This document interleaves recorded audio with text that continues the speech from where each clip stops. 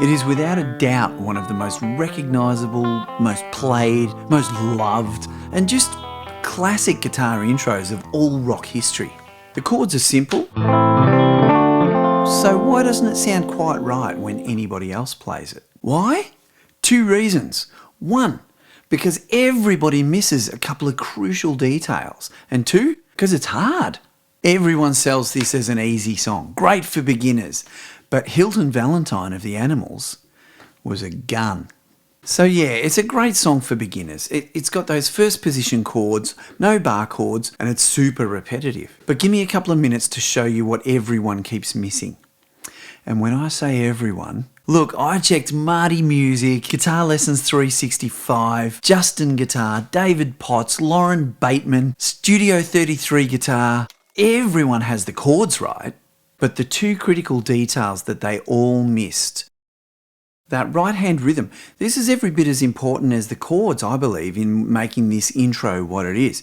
Because every tutorial out there either suggests the right-hand rhythm is doing like a slow strum on the way down or just picking 3 of the chord notes on the way down. And that's not the case. Hilton Valentine plays this wonderfully articulate arpeggio where he's playing like dun dun dun dun dun dun dun dun dun dun. Because the song's in like 6/8, 1 2 3 4 5 6 1 2 3 4 5 6 dun dun dun dun dun dun dun dun dun dun dun. That's what he's playing. So just to talk you through that, with the A minor and the C chord, we're playing on 5 strings, so it works quite well.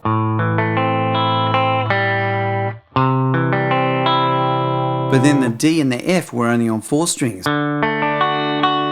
So he's got to double up on that E string. But then the really interesting thing is, if you listen closely to the E chords, Hilton Valentine seems to strike all 6 strings in there, but giving the impression that he's still playing da da da da da. So it sounds like... I think he hits the G and B strings kind of together, because it doesn't end up sounding like da da da da da da.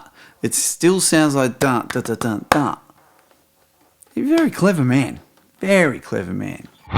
The story goes that the version recorded by the Animals, which instantly became a worldwide mega hit, was captured by producer Mickey Most in a single take, no overdubs. Doesn't happen that often. Hilton played that one take on his Gretsch Tennessean through a Selmer amp. So yes, he's using a strumming-like motion, but he's speeding up to get those couple of strings in there that he needs to hit at that time.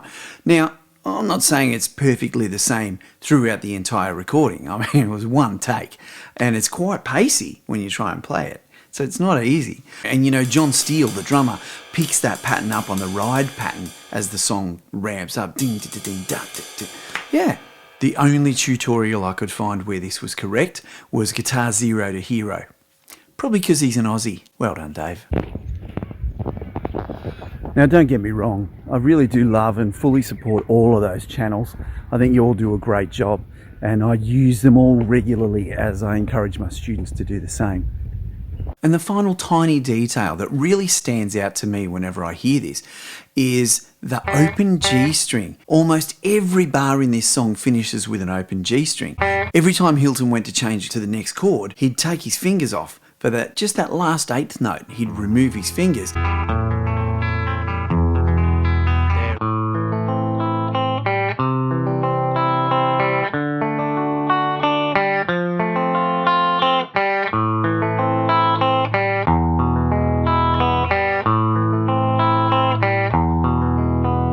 Now, when I play it slow like that, you'd be forgiven for thinking, oh, that's not right, but that is how it is played. And the only time that doesn't occur is when the song remains on the E for 2 bars.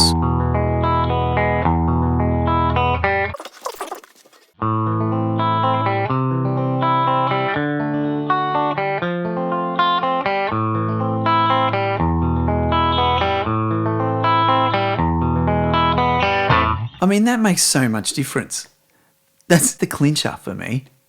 Sounds perfect now. And plenty of people had a crack at it before the Animals. Some big names too. Joan Baez, Nina Simone, Leadbelly, right back to Woody Guthrie in 1941. Woody didn't write it though. It was a folk song of unknown origin. But it was Dylan's version in A minor that the Animals electrified and made their own forevermore. In fact, apparently Dylan said this version was one of the reasons he went electric. Don't forget to like it, thumb one in softly for me, and keep the comments and requests coming, and I'll see you next week.